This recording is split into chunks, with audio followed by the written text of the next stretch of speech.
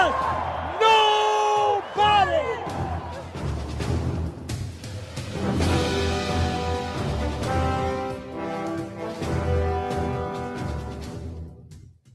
We want to focus on the things that have made us good all year long, an intensity that they can't match. And the other thing is the ultimate disrespect is when somebody takes what's yours.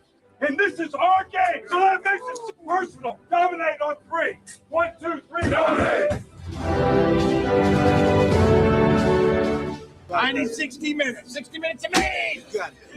60 minutes! No business, no mercy! Nothing but stop, no blood bubbles! You got me! We're gonna ring the bell! We're gonna ring that championship bell! Motherfucking die!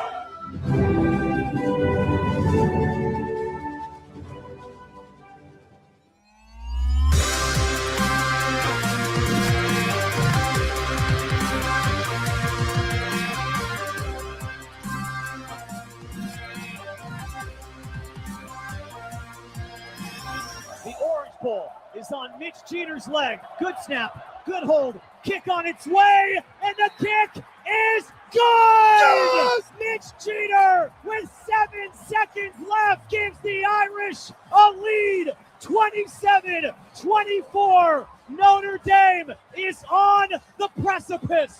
Notre Dame has won the Orange Bowl! 3rd and 16, Mahomes rolling out. Looking, firing, intercepted, picked up by Cooper DeJean, gets a block. DeJean is in, touchdown. The Philadelphia Eagles have won Super Bowl 59. They have beaten the Kansas City Chiefs.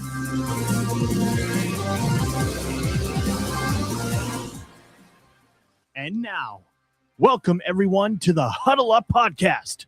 You are looking live.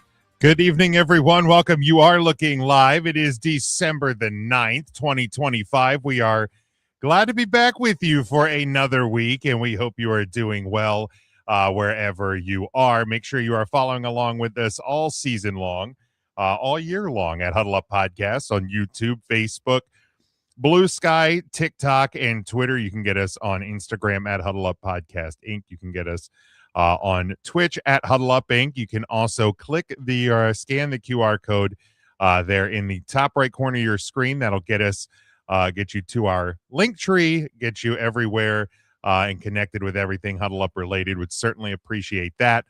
You can also grab your Huddle Up merchandise over there on our TeePublic store. We have a new Stranger Things style shirt up there. Now available as well. I think still time to get your orders before Christmas. So hop over there and grab those. And even if you're too late for Christmas shipping, give one of those little printouts with the IOUs. We used to do it all the time. Our poor parents all the time got little IOU printed pictures in their Christmas boxes. That was a regular staple of Sean and I. So go ahead and grab your Huddle Up merch. I would certainly appreciate that. And you're laughing because you know it's true, Sean. Just here, I got you this printed out picture. They're like, I can't wait till it comes. Like, it's not coming. It's just what I would have got. Actually, spoiler alert, it's never. I don't have any money, but that's what you're worth if I did. So go ahead and grab yourself. I thought you might want to go buy that. You know, it will never be there. Devin checking in with us said this is going to be good. Yeah, this is going to be a fun show for sure. At least the first portion of it. I'm sure we have plenty of opinions to talk about here, but EJ, I think, will be with us later during the NFL section, and certainly we will eventually get there. But man, as that intro's playing, there's a lot going on with the intro clips. Obviously, I do those new for each season. There's the Nick Saban, ironically enough, talking about somebody taking what's yours. And that's the ultimate sign of disrespect. And yet he sits on a panel that justifies disrespect. We'll talk about that in a minute. Then, of course, we have the Notre Dame clips kicking the Orange Bowl kick, being on the precipice, where how great things were a year ago. We'll certainly talk about that. Yeah. And then the Eagles, how great things were a year ago. They were great a year ago. They were real certainly good. Talk about that. But Oh, Sean, man. before we get to the obvious, we will start the show as we always do. And man, I don't know if there was a ton of this in the past 7 days, but we'll talk about the best of the week. All right. Well, Sean, what was the best from the past week in the world of football? Well, I can tell you the worst. I can tell you tell you what that was. But that's been the worst for most of the season. As far as the best of the week, I'm going to stay in the NFL because it'll keep me calm. And I'm going to give an individual and a team performance this week.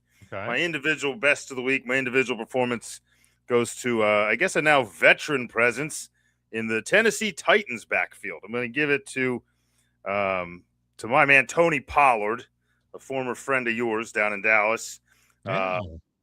Seemed lost in a backfield, and maybe it was on a team that was getting their wheels greased a bit. Seemed to this week put up 31 points, primarily thanks to Tony Pollard's 161 yards, 6.4 yard average, and 2 touchdowns. So Tony Pollard from the grave. If you had him on your fantasy, maybe he was on your bench. Maybe you're crying a little because it would have put you in the fantasy playoffs. But he probably was on your bench. If you had him in the flex spot, you're looking good. I did start him, all but in a league that I was already dead in, so it didn't really matter. But he put up a show for me there on the final week.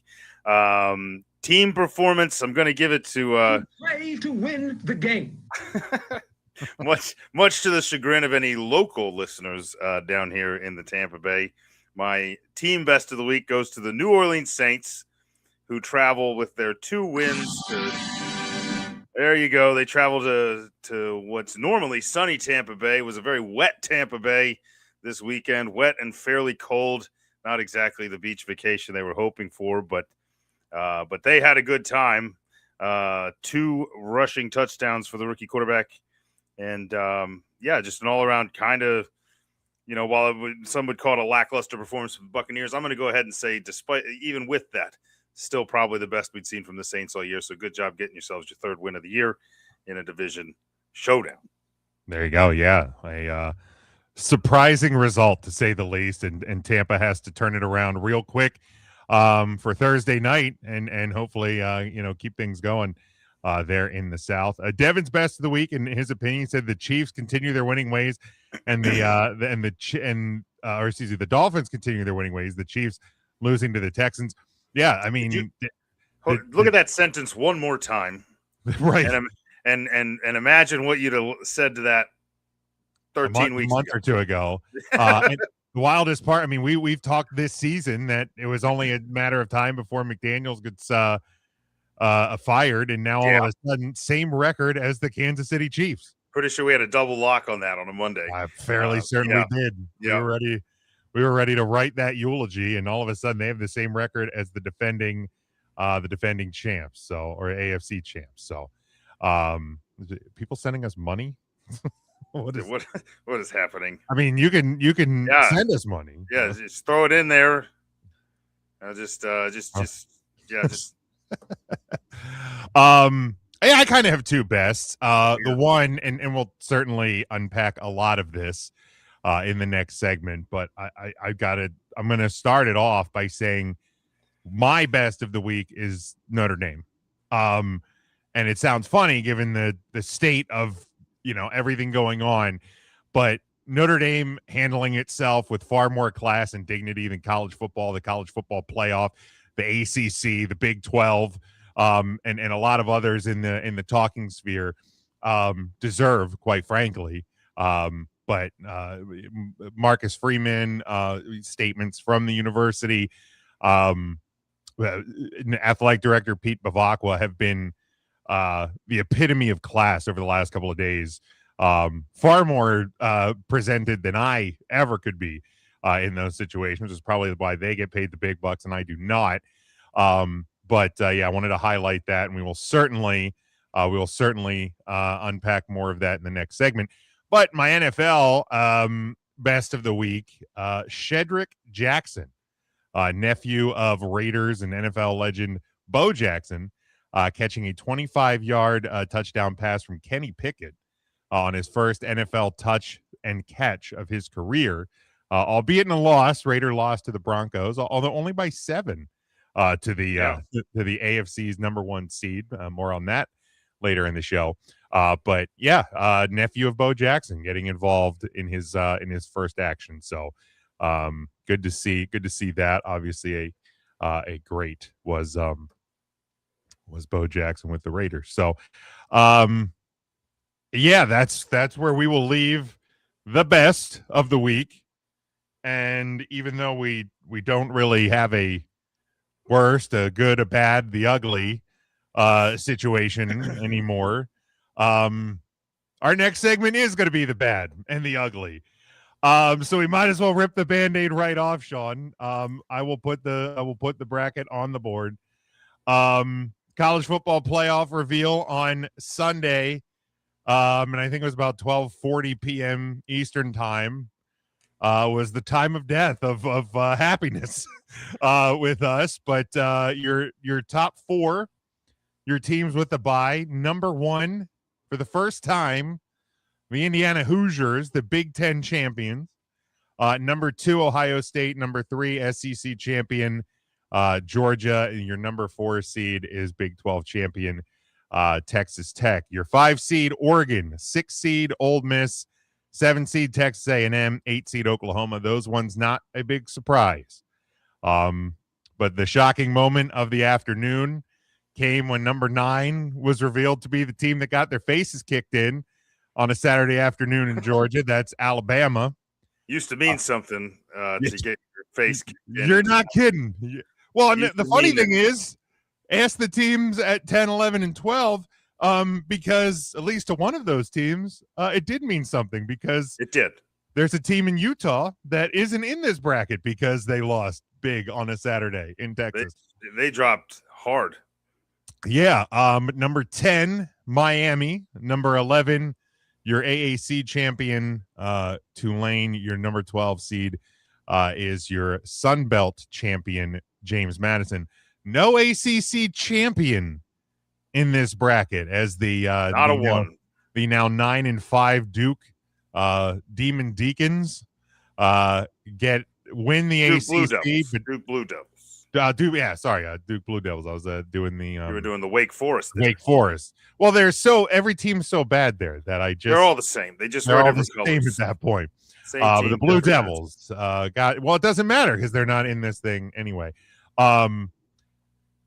So, and I had the opportunity to talk to student of the game, Kyle Nash, just before we were on air tonight, and he is just as shocked and appalled as we all are. Former resident Notre Dame hater on this show. No. And I told him, and if you ever have a chance to talk to my wife, first I'll send her your condolences, because she has heard far more about this whole situation over the past 48 hours than it has to be miserable over there. Probably should or ever should have to. But I'm watching the rigmarole, the whole clown show charade that is the college football playoff program, and I knew after they revealed the first 8, I knew our fate was going to be determined by number 9. And when Alabama's name showed up on the screen, I said, I can't believe they did it, because they told us a week ago that idle teams could move up or down. And they were waiting for the moment. They already knew what they were doing, James. They did. And that's the thing. And credit to Mike, who's been on this show, over the years. He said that the Virginia caused this, because if Virginia won, they would have been the ACC team in the bracket. And I said, I disagree, because in hindsight, the College Football Playoff Committee told us last week this was going to happen. When they moved Alabama above Notre Dame after a bad loss at Auburn, this was the path, because it didn't matter. The only way that Miami doesn't get in was if BYU won the Big 12, and they would have jumped over Notre Dame. Notre Dame was never going to be in this bracket, and that's the reality of it. We'll unpack the Notre Dame stuff a little bit more in a minute, but looking at this bracket, Sean, for me, I'm not bothered that Miami is in. I'm really not. And that's been kind of the funny thing about this whole thing is Notre Dame fans and Miami and the ACC have been doing this PR campaign, and it worked. But I'm not mad Miami's in because they did everything they could, especially when Right. they lost the 2 games they did, but they did what they could. They won the rest of the way. They beat us. That is what it is. We did everything we could. We lost the first 2 games. We won 10 in a row. Ironically, we have like the second longest winning streak in college football, and we're not going to be able to keep it going until next season now. The thing that I can't get over the fact that there's a team who has looked a shell of anything that resembles a quality football program for the last month, and we've always heard about this, the last data point. Everybody wants to talk about that last data point. What's the last thing that we see before these brackets, before these polls, before these bowl games get unveiled? What's the last memory? You get that that closing statement, excuse me. Alabama's closing statement could not have been worse. They had under 100 yards in the first half. They didn't score. Their only touchdown was a gift. It was an absolute gift. They had -3 rushing yards. And you're going to put them against the other, arguably, 7 or 8 best teams in the country, and you're going to say this team's going to do better now. Like, this is like one of the team that just shellacked them is in this tournament. Yeah. Right? And they're not even the number 1. So no, that team didn't even move. That's the most astounding part of this. Alabama's good enough to not with move. That loss, they didn't move, and the team that just murdered them didn't pass Ohio State. Now, I get Ohio State, 1 loss, no reason for them to fall any farther. I'm just making a point, Buckeyes. Sure. Don't panic, all right? I understand. This isn't about you, Ohio State. Right. But, there's two shining examples of the fact that last glimmer or that last look in didn't mean anything this year, and it's not just Alabama. I think Oklahoma is just as bad. I think Oklahoma had an awful finish to the season, and they didn't move anywhere. They just hung right where they have been, just cruising around number 8, and they have no business. They don't have any business being ahead of Miami. If you're going to let Miami in, they should be ahead of both those teams. Absolutely. And the football gods gave this committee, after all of the it should be Miami, it should be the Irish, it should be Miami, it should be the Irish. They gave with a loss by BYU and a loss by Alabama. They had the opportunity to just let them both in. And you could have just made them 8-9. Right. You imagine the ratings for a Catholics convicts rematch after all the crap that's been talked all year. Right. This isn't about ratings. This is about loving the SEC. It's about a tie-in to a set of schools that were going to get in there no matter what, as long as they didn't lose more than 3 games. And it's embarrassing. Having said that, I would like to point out the positive of the bracket, and that is the Indiana Hoosiers at number 1. Because if I was going to pick a college best of the week, that probably would have been it. Because congratulations to the Indiana Hoosiers. Congratulations for coming over that hump. First outright title since the 40s I saw? 67. It was 45 and 67. But 67 was a split title. Yeah, that's true. Yeah, so it was the first outright one since the 40s. So, and he's been there 2 years, the coach? Yes, I believe so. Second year, right? I believe so. Not a bad turnaround, kids. The Hoosiers are not going anywhere. They're amazing what you can do when everybody can pay your player. All of a sudden, when you're allowed to pay people too, and there's just a approved budget for it, all of a sudden, that's another. Those Midwest kids have somewhere else to go.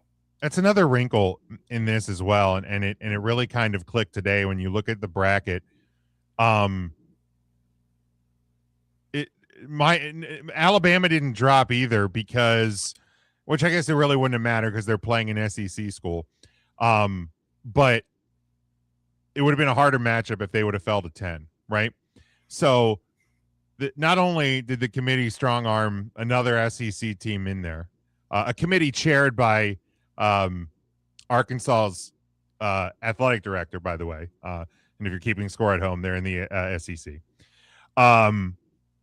But you're maximizing the opportunities for the SEC because in the first round, let's be honest, Ole Miss is going to just absolutely wipe Tulane off the field.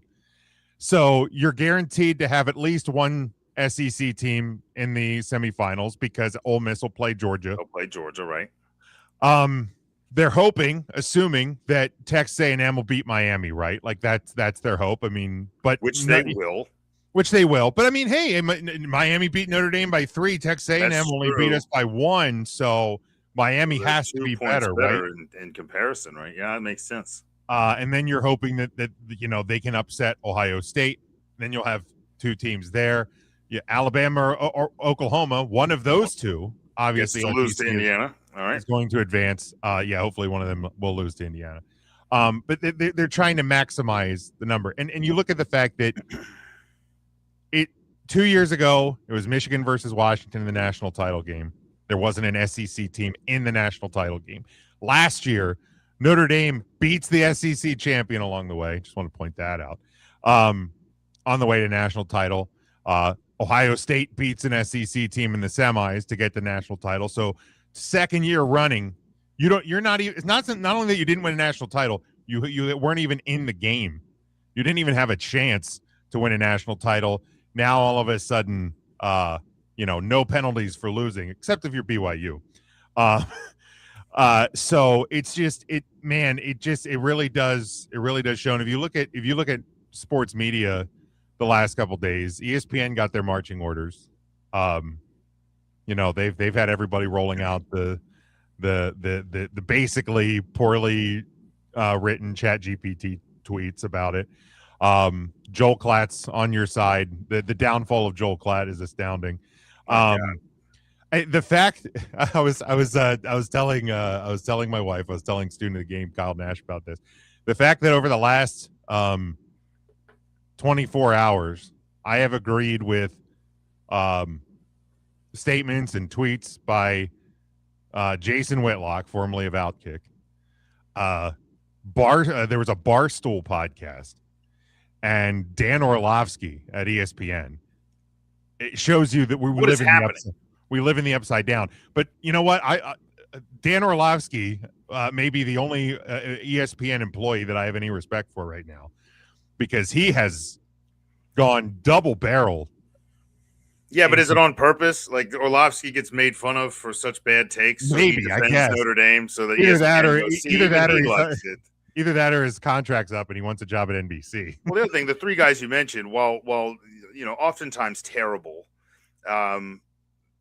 one thing that they have is they're not one to just jump on hot takes every time. They're not. Sure. They usually stick to their guns. Their guns are usually wrong, but right. they're speaking honest. What I see, my experience in football points, and Orlovsky, every so often is going to hit one because it's going to be a point where he's like, everyone else is just going with whatever's make believe. And he's just like, I don't know what you guys are saying. He doesn't follow it. He's just like, no, this is not the case. You guys are idiots. Robert Griffin had a great take on the whole situation in a tweet.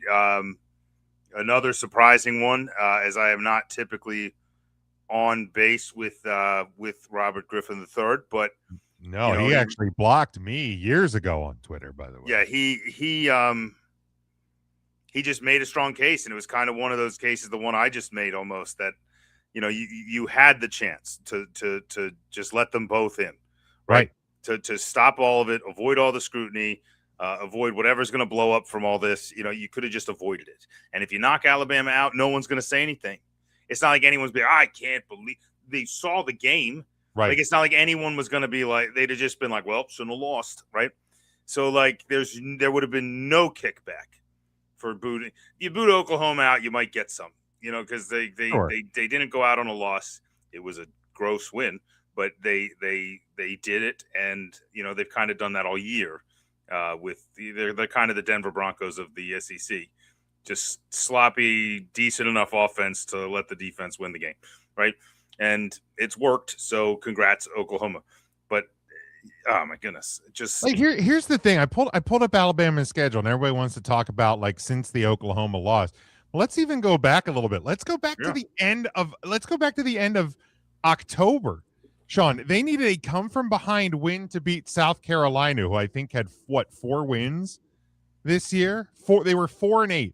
Alabama beat them by 7 in a comeback effort.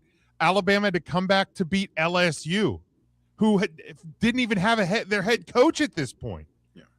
Then we've learned this year, if you're going to lose in week 1 or look terrible at the start of the year, do it against bad teams that aren't relevant later. Right. Exactly. Yeah, like exactly. I've learned it used to be schedule those out of conference games early, get them out of the way. Don't do that.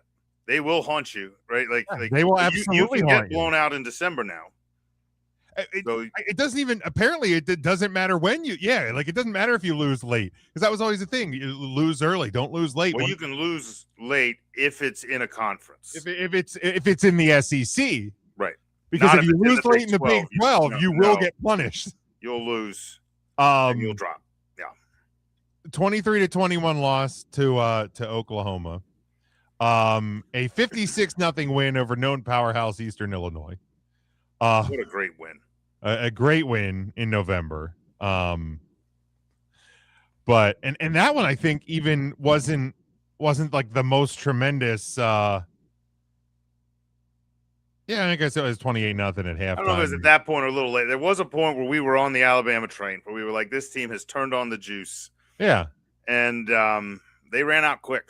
And then obviously the come from behind win 27-20 over Auburn, and then the 28-7 loss to Georgia. And man, and like that's the thing. It's like to hear pundits talk about, well, you should have just beaten Miami or Texas A&M. Okay, well, let's go back to that very same week where Notre Dame lost to Miami. There was a 31-17 loss in Tallahassee by Alabama, a Florida State team that finished 5-7, 13th in the ACC, a conference that is so bad and poorly run that they couldn't even get their conference champion into the bracket. And Florida State was 13th in that conference. And Alabama got wiped off the field by them. Like it was gross. I mean, I think everybody was ready to dismiss Alabama. The thing, I think the thing that blows my mind the most out of what has happened over the last couple of days is the fact that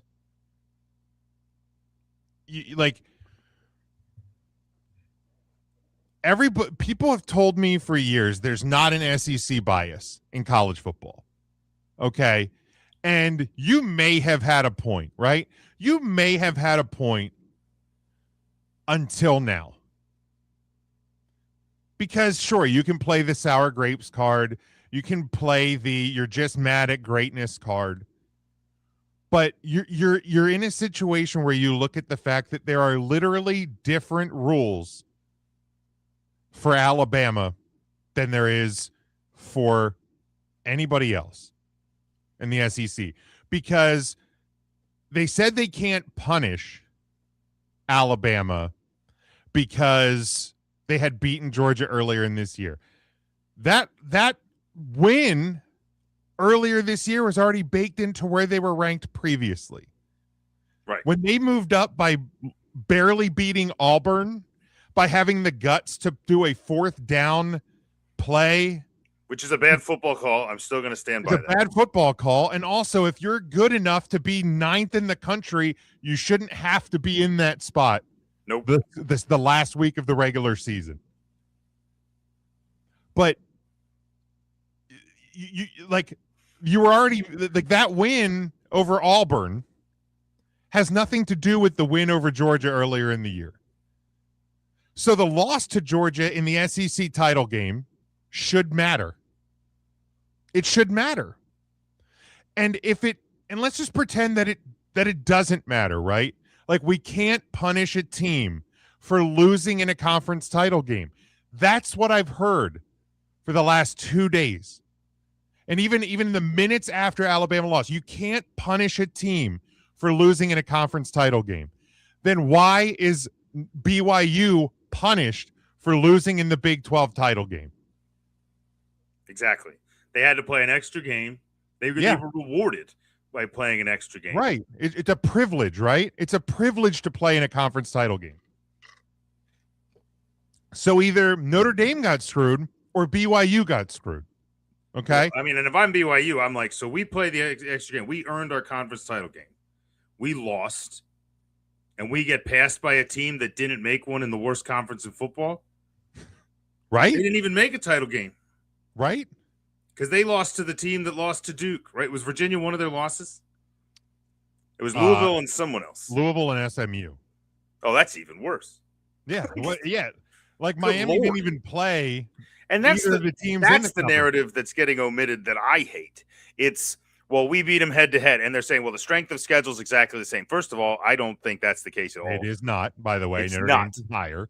Because I'm like, well, you're telling me Notre Dame's not as good as you. That's your best win. Right. You're arguably your only you one. beat us. Is that their only quality win? Is against Notre Dame? It is. Despite the fact that the ACC and Miami continue to tell us how bad we are because our schedule was bad? Pitt was ranked when they beat them, same as when we beat them. Okay, so same. Got it. They don't have, like, Notre Dame has had two what I would call quality losses, right? We may not have a win against ourselves, but that's hard to do. But USC's better than anyone that they beat. You know, it might not be to the level of say the Irish. So yeah, Miami might have a better win, but no one's bringing up the terrible losses, right? Which normally obliterates you. Right now, I guess you can just take a bad loss. Sure, Alabama's proving it. Miami's proving it. As long as you have a conference that's willing to go to bat for you and do a smear campaign against everyone else that's going against you, you can lose to anyone you want. Yeah. And I don't know. Because here's the thing. The penultimate ranking they moved Alabama up, Notre Dame down, 9 and 10. BYU was 11, Miami was 12. So if a conference title win, a conference title loss where you're blown off the field means that you don't drop, BYU shouldn't have dropped, which meant Notre Dame gets in, because the only reason that we're in the predicament that we are is because Notre Dame and Miami were finally next to each other. That argument that, like, the head-to-head, never came into play. It never came into play because they were too far apart in the rankings, right? But when BYU lost, it put us next to each other. And then they felt that they had to take. I'm like, if it's gonna come into account, then put them ahead of us. The rest of if Miami had been ahead of us for the last 4 weeks, I'd have way less of a gripe. Yeah, I mean, I'd still have one. Yeah, well, I want to unpack the Notre Dame stuff, but it's separately. Insane. Okay, so let's look at the rest of it. If there's anything else to unpack, and we'll preview the games. And look, I'll be 100% honest. I addressed this in the emotional aftermath of Sunday. I said I didn't even want to talk about this. I said I didn't want to talk about the games. I'm not going to watch the games, by the way. I will be 100% transparent with our audience about that. I am not watching a single second of college football the rest of the year, barring if my better half wants to watch the Michigan, the Cheez-It Bowl. I will support that and watch that with her. And if I am at any friends' houses or anything and they put on any games, I'm not going to be a child about it, but they will not be. None of the college football playoff games will willingly be put on my TV in my home. That is a choice I make.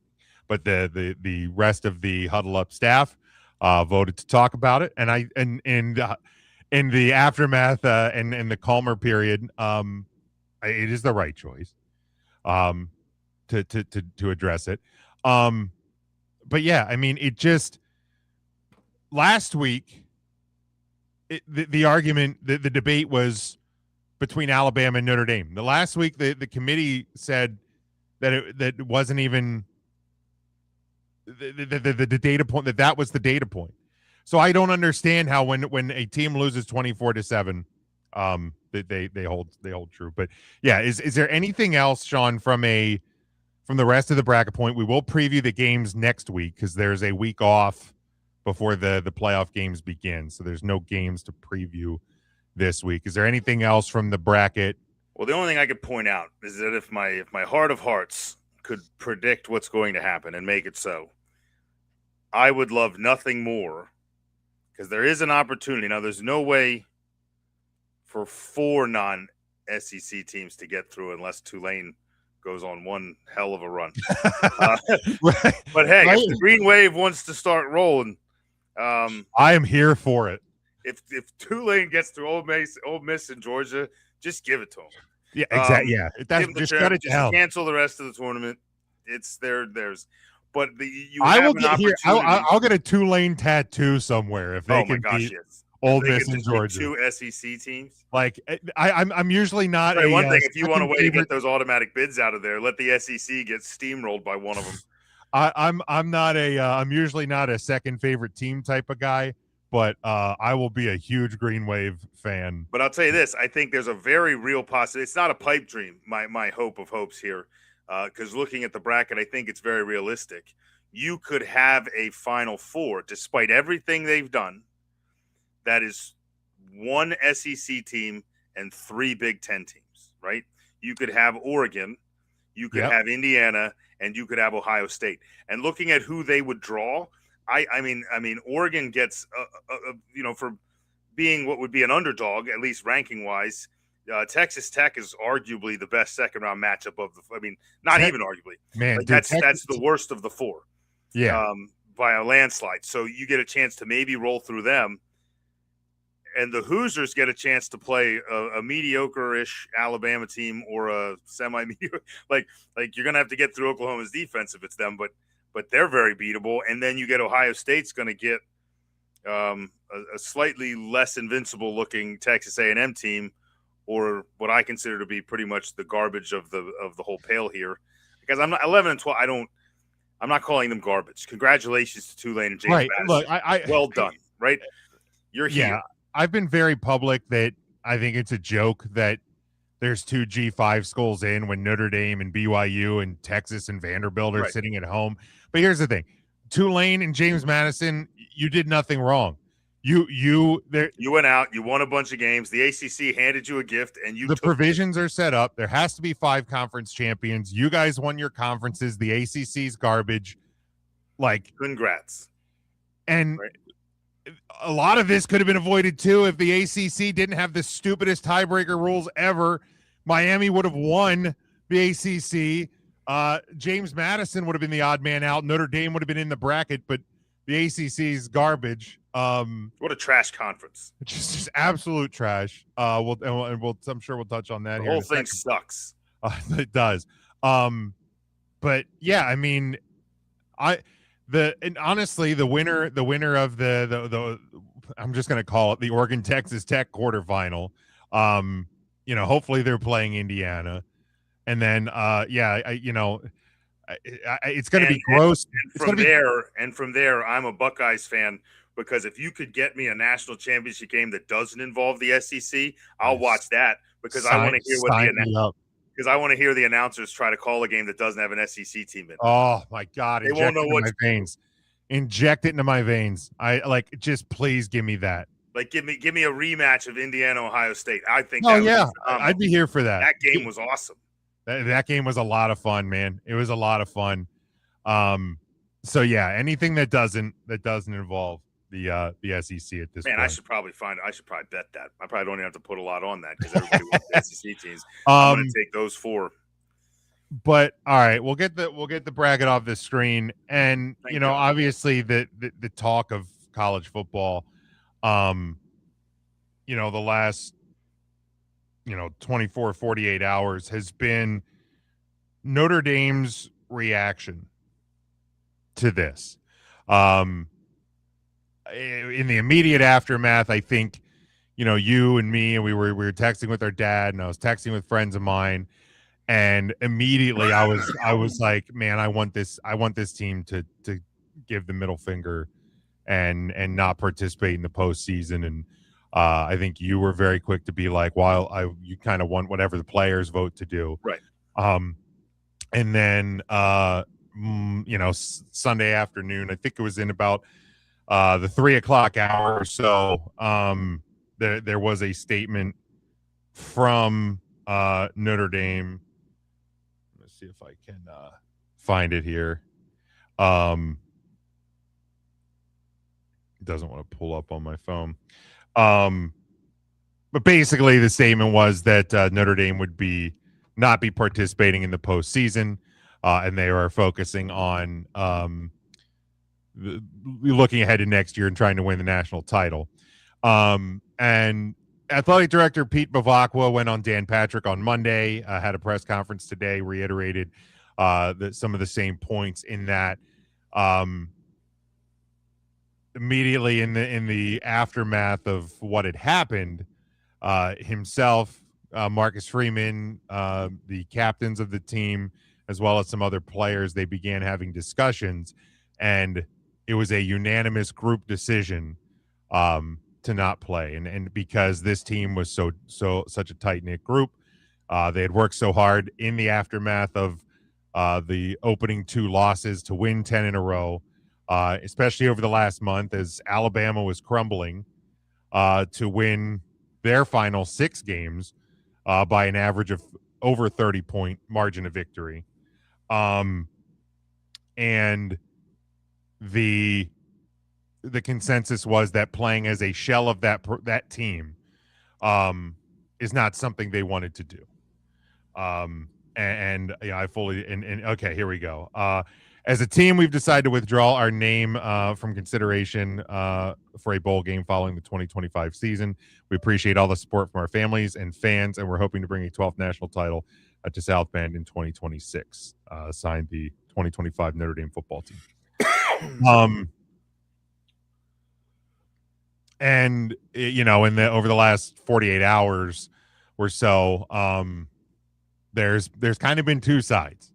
One has been people have been very proud of Notre Dame's decision, and that if there's ever going to be a change to what is considered by many to be a broken system, that Notre Dame might be the team that actually has the power to do it.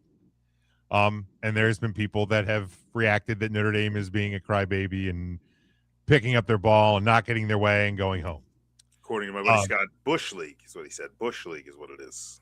Okay, ask him how his pinstripe bowl against Clemson's going to be. Two preseason top 3 programs, and they're playing in the pinstripe bowl. Find a new coach. They should have just had Brian Kelly standing at the 50-yard line. Winning team gets Brian Kelly. Winning team gets Brian Kelly. Final score 0-0. Both teams are like they even go into like the 2-point conversion part of overtime. Just taking a knee. Can we just call it? I don't want to do it. We could be family, But I said this to you guys. I have said this to people that probably don't want to hear me say it anymore. I don't know if I've ever been more proud to be a Notre Dame fan than I've been in the last 48 hours, because they have handled a situation that sucks with far more class and far more dignity than this process deserves. And they have stood their ground. They have explained their position with education and backing and fact. And and with the ability that they have as an independent, and if you don't know why they're independent, do your own friggin' research, because there's historical reasons why that program is independent, and why they will stay independent. And I am so incredibly impressed by them, by Notre Dame alumni. Brady Quinn has gone nuclear on social media and in media, defending Notre Dame. And Notre Dame is in a rare air where they don't need ESPN's money, where they don't need to go play in a bowl game, because they don't have to answer to the other teams in their conference that would lose out money if they boycott a bowl game. Remember Florida State a couple of years ago when they got iced out of the playoff? They went and played with a shell of their team. They got blown off the field by Georgia. They couldn't give the middle finger. Notre Dame can. So I'll let you give thought, but I have been incredibly proud of Notre Dame in the last 48 hours.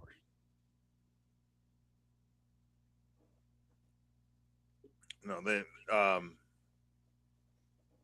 I think it's admirable, because from Notre Dame's standpoint, you could be doing a reverse ACC smear campaign.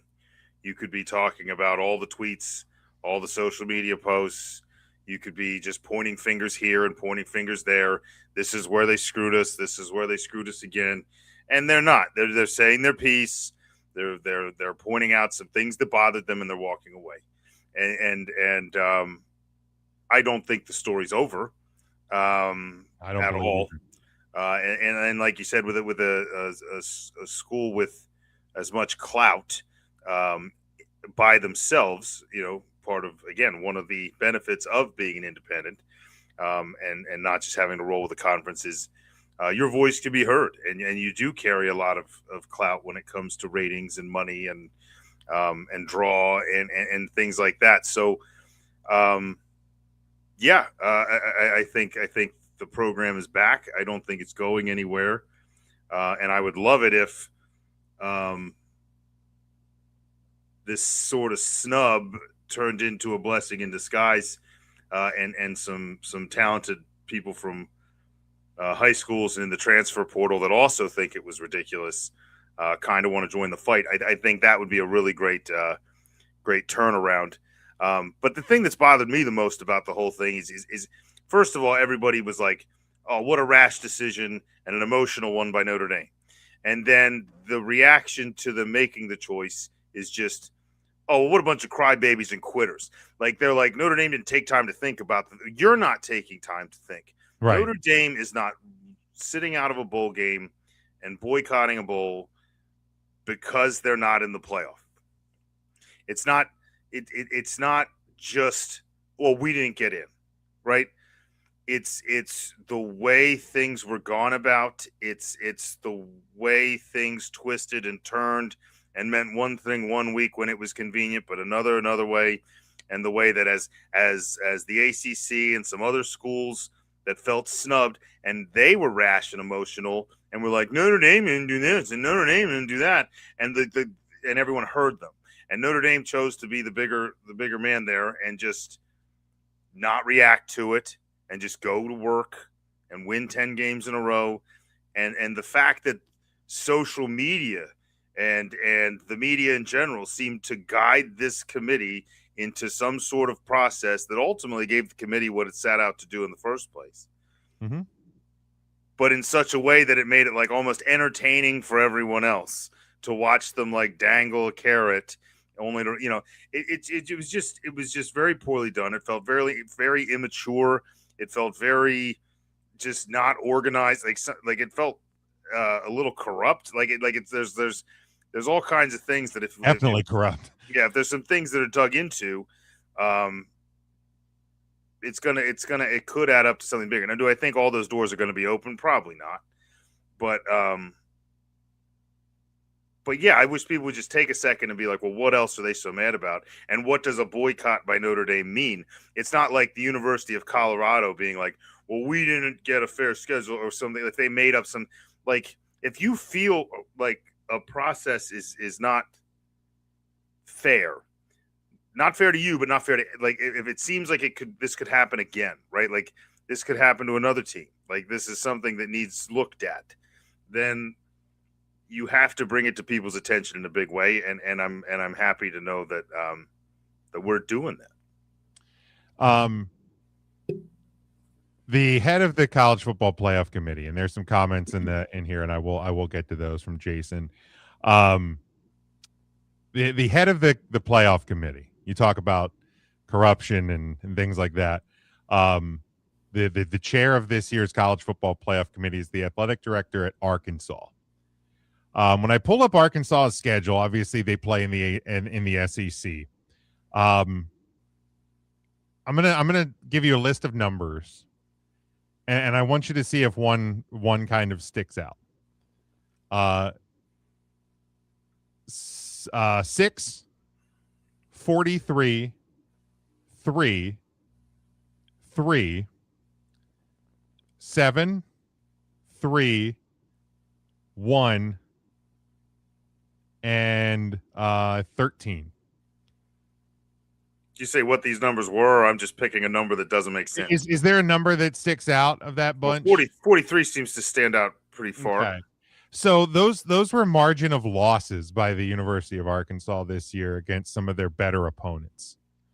The smaller numbers were SEC opponents. 43 was the number of points that Arkansas lost on Saturday, September 27th to the University of Notre Dame. After that game, Arkansas and their athletic director, head of the College Football Playoff Committee this year, fired their coach, basically cleaned house in their athletic program because of the embarrassment that they suffered on a Saturday afternoon in September. Whether that played into a hand a bit, I'm not sure. But yeah, you talked about Marcus Freeman and how Notre Dame can use this moving forward. Today in his press conference, athletic director Pete Bavacqua spoke about Marcus Freeman over the last 48 hours. He said he's a competitor, he's a fighter.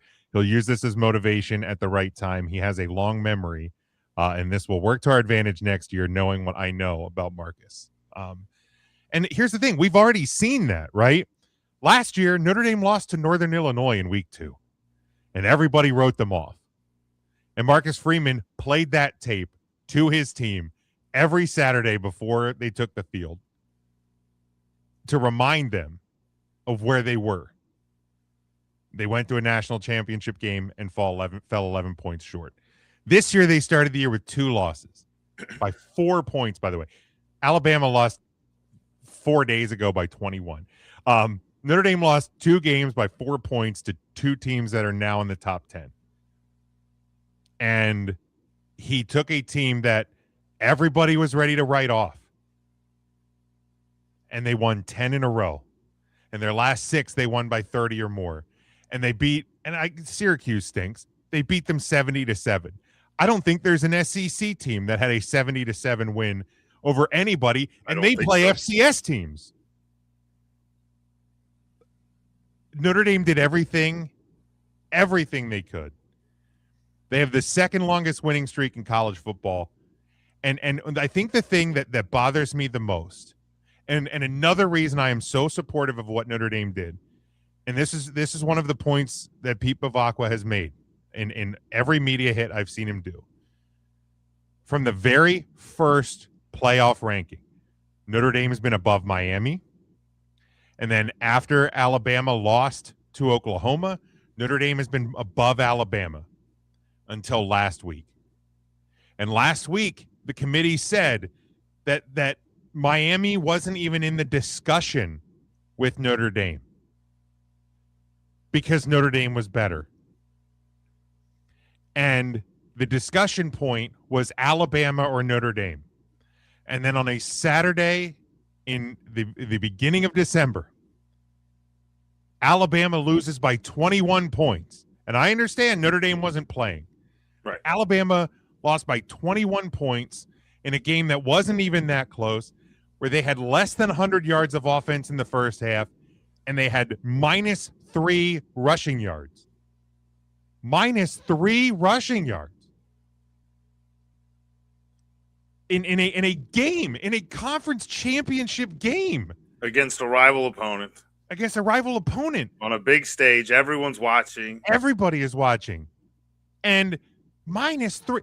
And you're meaning to tell me that team is still better than Notre Dame? In what universe? So the whole time these weekly rankings shows are telling us Notre Dame is the 8th best team, the 9th best team.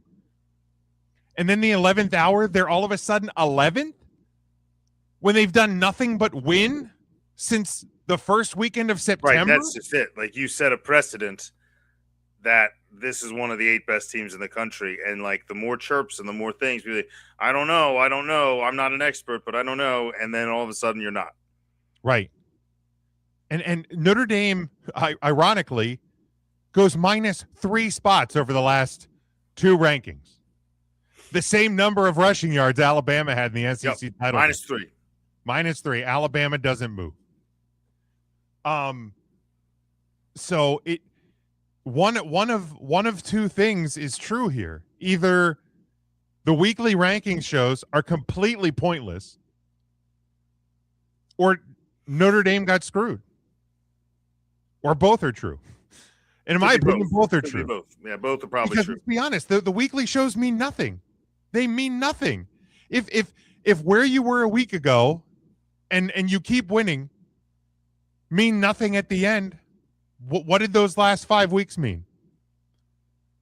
It means nothing. And Alabama, by the way, the only conference champion in the last, let's even call it decade, team to play in a conference championship game. They're the only one that hasn't gone down in a playoff ranking. ESPN has a huge contract to broadcast the SEC, the SEC championship, and the college football playoff. You don't have to be a mathematician to figure out what happened. Okay? You can't tell me there's not SEC bias anymore. You can't. Because we have seen it. It is now tangible. It's no longer opinion. It's no longer, this guy got this call because of this, and the referees are screwing them, and they're doing this, and this replay shit. We have seen it in real time now. The SEC bias is there. The money is there. Guess what? $4 million. That's how much each team playing in the college football playoff makes. If Notre Dame gets in and Alabama doesn't, that's $4 million less to the SEC/ESPN. You don't have to be a mathematician to figure it out. Just nuts. Let's see here. Jason points out here, Bama lost to FSU, made it with 3 losses. Makes no sense. They didn't move. Yeah, it doesn't make any sense. He asked a question. This is something Mike brought up. You think Duke winning messed up the decision on Miami joining? If Virginia won, it would eliminate Miami. No, I think this decision, we did touch on that. I think this decision was made last week when Alabama moved above Notre Dame. Yep. They saw what was coming. This decision, in hindsight, Notre Dame was eliminated from playoff contention last week. Notre Dame was absolutely eliminated last week. Bama became the first 2-loss team to make the BCS championship, and now the first 3-loss team to make the playoffs. Yep. It just means more than the SEC. But back in the 4-team BCS playoff was, and man, if I'm Florida State, I'm griping too. I'd be bringing up the past because they were told when their quarterback got hurt and they didn't get in that, well, we need to make sure the best teams and the best product, right, the teams that are going to play the best football. need to be it. Now I understand with the way things were set up, we were going to get James Madison and we were going to get Tulane. That's fine. But that means your other 10 teams should be the 10 best things. Yep. And when you have sports books saying that they would put Notre Dame ahead by a touchdown favorite if they played head-to-head with Miami, I'd be curious what they would put if Notre Dame was playing against Alabama. Because I know that the SEC bias kind of comes into play there too, because people will bet the SEC. But I did see that late Saturday night. Notre Dame would have been a 9-point favorite over Oklahoma, a 5.5 over Miami, and a 3.5 over Alabama. And that's because Notre Dame was playing better football at the time that the regular season ended than any of those three teams. Sunday morning, I believe it was DraftKings and or FanDuel, had the odds for the national champion, Sean. And this is with taking into consideration the possibility that they wouldn't make the bracket. Notre Dame had the third highest odds to win the national championship, behind only Indiana and Ohio State. It's because they were playing great defense. They were playing great offense. The offensive line was blocking well, and they had 3 running backs. They could have injured 2 running backs. They still would have had a running back that could just tear right through you for 150 yards. So I just don't. I just and to me that doesn't have that. Alabama doesn't have that. No. The only team in the bracket, and again, I am biased. I'm not even going to pretend I am biased. But when analysts, experts are saying it as well, right, that the only team in their opinion, like Notre Dame was better than everybody but Ohio State and Indiana.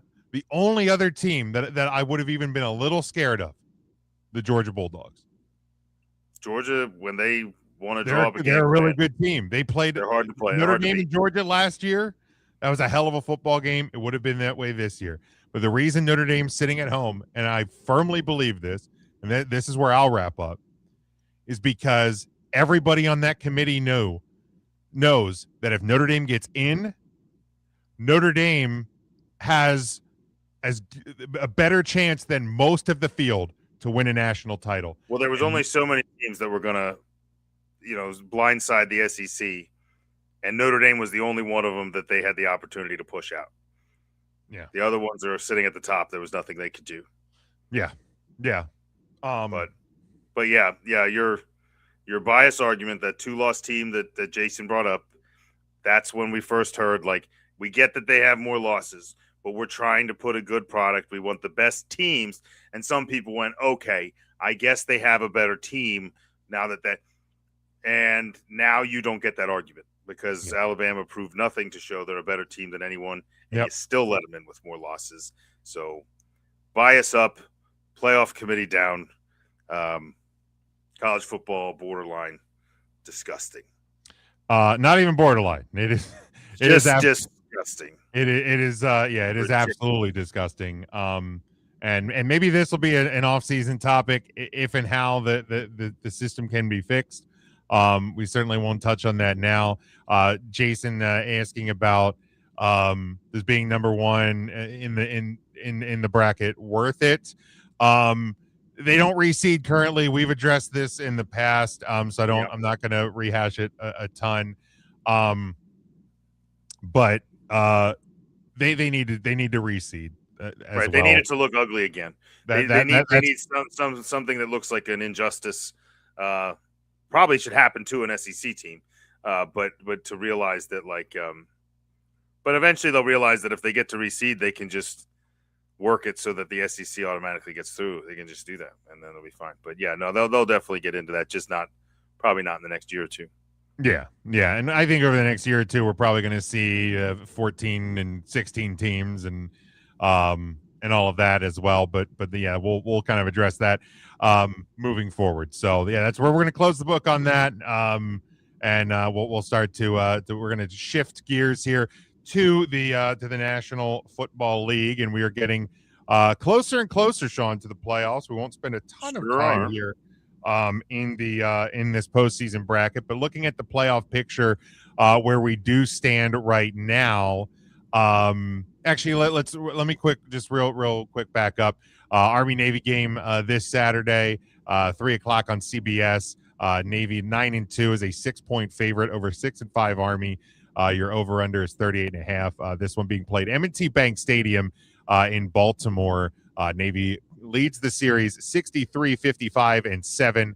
Their current win streak in the series is Navy. They won last year. That broke an Army streak. They won last year 31-13. What do you think, Army Navy? I mean, both teams always put up a show in this one, and it always ends up being tighter than it should be. So I think the 6-point spread speaks volumes to how much better I think Navy is than Army. And I'm going to ride with them. Let's not forget that a few weeks ago, this was a top 25 team. They can run all over you. This Navy team, unlike years of the past, can pass right over you if you overcommit. I think this could be one of the wider spreads in recent memory. I'm going to take Navy to cover that 6 pretty handedly. What was my over under? 38? 38.5. I'm still going to take the under though. I feel like Army might have a harder time scoring than most years. So I'm going to keep the points low. But Navy wins by more than a score. Yeah, look, just like and I forgot this point in the last segment, but Boise State winning the Mountain West, boosting Notre Dame's resume, by the way, which makes not enough. Makes what happened on Sunday even not as much as going for it on 4th down. Yeah, that's a good point. Or losing by 21 at the end. That too. Should have done that. I want everything to go to make Notre Dame's resume, even in hindsight, look as good as possible. So sorry, Army, you're the victim here. Navy, I want them to win big. I want them to clear the over themselves. Give me Navy in a big way on Saturday. All right, so let's now look at the NFL playoff picture here. And where we stand. We'll start, Sean, in the on the AFC side. Your current number 1 seed, Denver. Your 2-7 matchup would be New England and Houston. Your 2-6 matchup would be the Jaguars and the Bills. Your 4-5 matchup would be the Steelers and the Chargers. Fresh off the win last night, of course. I don't know that there's a ton of surprise here. We're starting to see the field in the AFC get a little bit clearer. I think to me the most shocking of all of these is the Pittsburgh Steelers coming off that win against Baltimore. Baltimore looks just absolutely lost right now. That to me is the most surprising on the AFC. Yeah, and I don't know that door's locked just yet. I think that there's, unfortunately for Cincinnati, they also handed a game back to a team they had almost out behind the woodshed there for a while, and that's just the sign of the way things go in Cincinnati. But yeah, in the AFC, I think things are starting to clear up. I still think there's a little bit of muddle down at the bottom. And you might see something down there in those wild card things. I think the easiest swing or the most likely swing in the AFC is in the AFC South. I think things are incredibly tight. I don't think the Colts come back into play, but I wouldn't put it past them. Maybe we get the old man Pip Rivers in there. If it's Riley Leonard, pack it in. I don't see it. I like Notre Dame. God bless them. Way to go. Congrats on the starting job, but I don't see that team being near as strong, with him there. But I've been proven wrong before. But the Jaguars look good. The Texans look real good. That could be a fun fight here as we hit the finish line. Yeah, there's still obviously a few things in motion. That the South is pretty wild currently. Sitting there with 2 representatives, could certainly get a third. The loss to the loss of Daniel Jones. How unfortunate. Crushing blow, man. What a season he was having. And the Phillip Rivers things, man, I see a lot of people making jokes about it, which, like, first off, the dude is one of the toughest quarterbacks we've ever seen. Never missed a start in his career. I know he hasn't taken an NFL snap in 4 years, but he apparently found this out today. His son, they run the Colts offense at his son's high school. He's in regular communication with Shane Steichen and is familiar with this offense. So he's being brought in to right now it's just practice squad. Let's keep that in mind. Right. But to help mentor a rookie quarterback who's now thrust into a starting role, trying to save a team that is floundering. You don't think having a guy who spent 18 years in the National Football League in that room is going to be helpful? A guy who Riley Leonard has done camps with Phillip Rivers, is very close with Phillip Rivers already. Like, this is a smart business decision. They're not starting Phillip Rivers this Sunday. No, that's not happening. So let's just tap the brakes on what it is and isn't. I think it is a smart business move by the Colts. The Cowboys brought in John Kitna a few years ago as backup. Man, I love John Kitna. There's a name in a playoff game because Romo was hurt, or excuse me, Dak was hurt, and Kyle Orton was down for the count. So they brought in as EJ crashes in to the studio, but they literally. I think it's a smart move by the Colts there. But EJ, we're just real quick looking at the NFL playoff picture. We're looking at the AFC side. And is there, what's the most surprising thing into where the bracket sits right now for you? I mean, obviously, the two teams that right now currently not in the picture. I mean, that we all thought would at least be in the picture at this point. The Chiefs and the Ravens not being there. It's less about who's there, who's not there, or anything else. So, in terms of teams being there, honestly, the Jaguars to me are a surprise. The Pats I've been surprised all year long. That's your division leading. Jacksonville Jaguars. Thank you. And that too. I mean, that's the surprising part. Right, and then the Pats are a big surprise too. Although, but Denver was playing last year should be too surprising. It's how good they've been this year.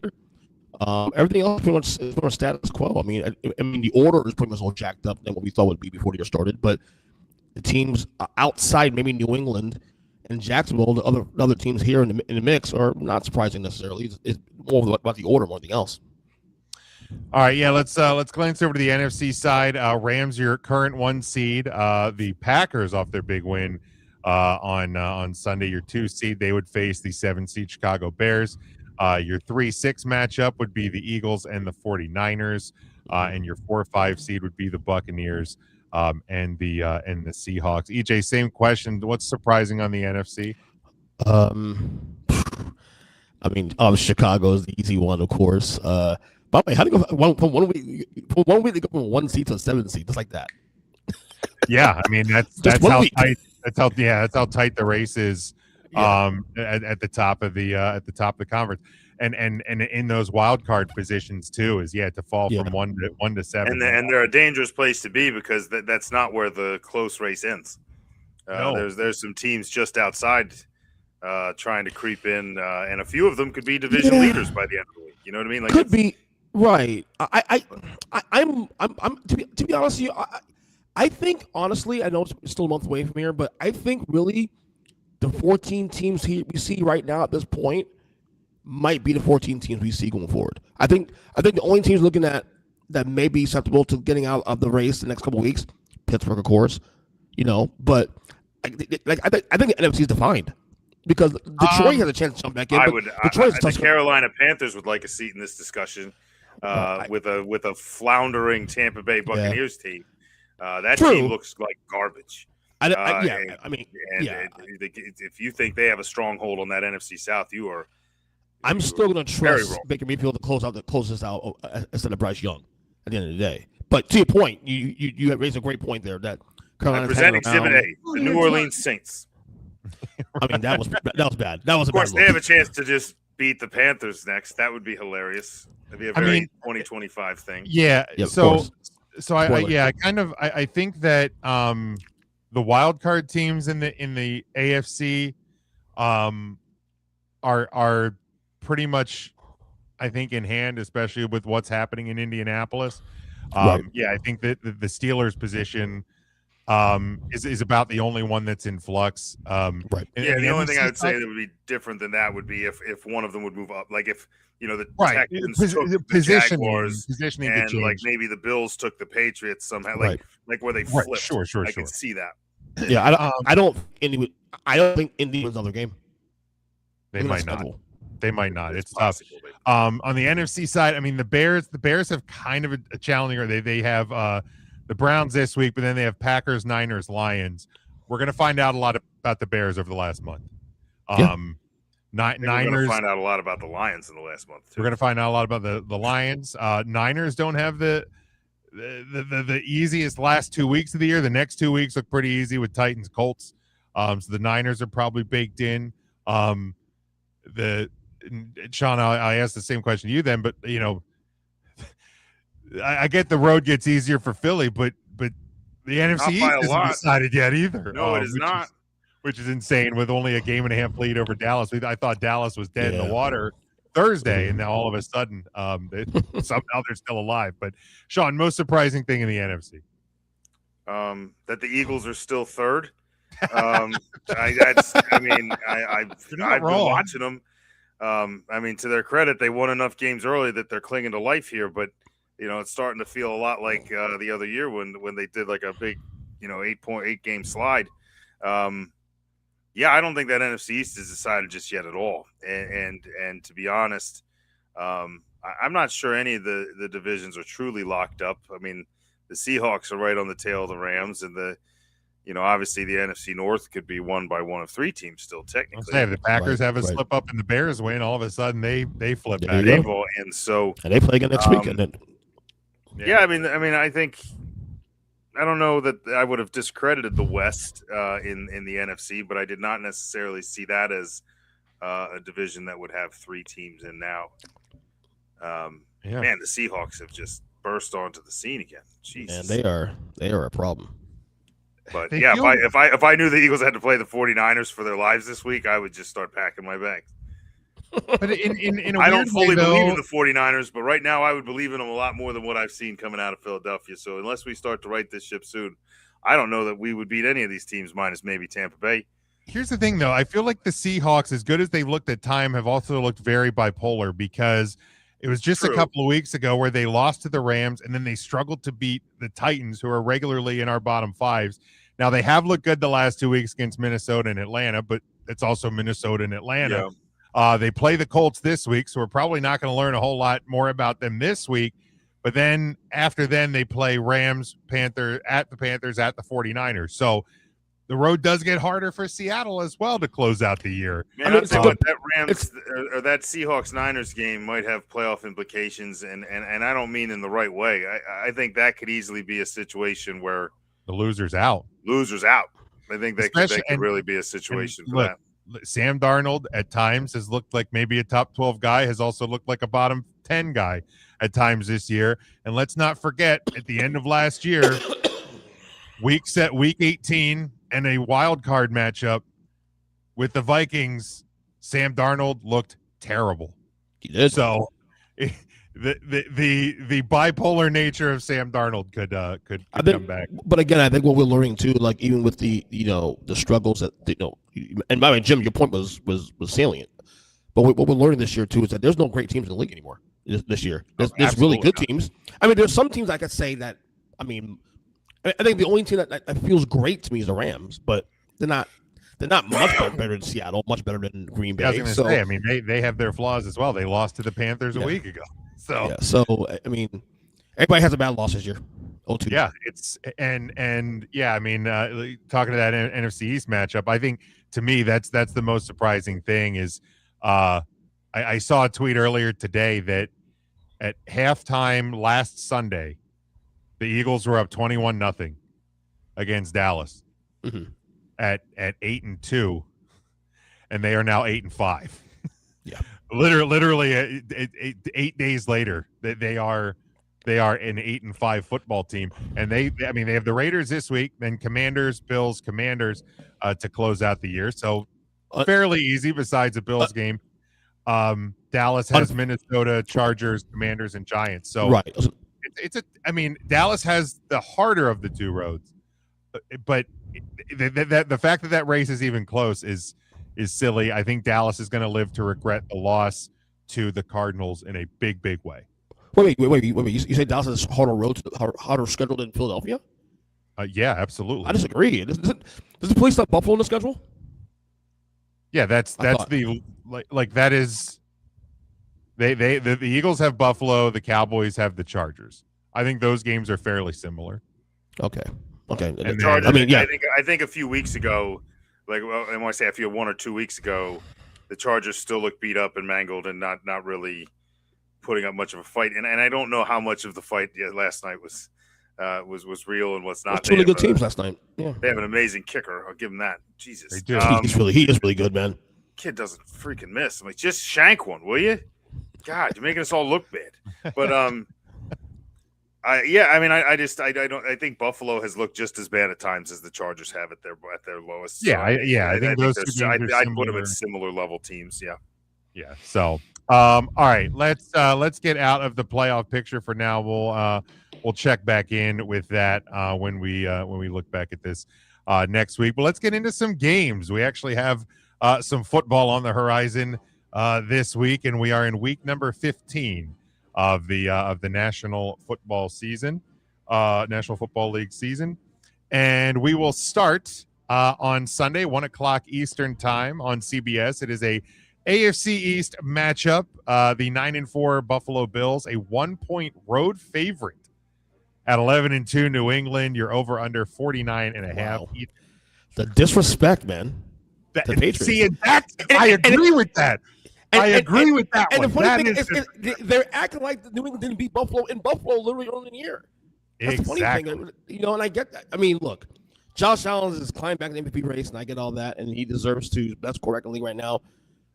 But what I've seen from the past, and I know the schedule has not reflected on the challenges, but they have won the games you're supposed to win in the way you're supposed to, and against the bad teams. Okay, and that goes a long way in framing that argument.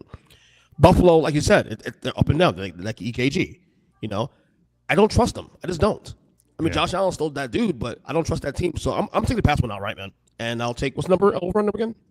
Your over under is 49.5. Give me over. Screw it.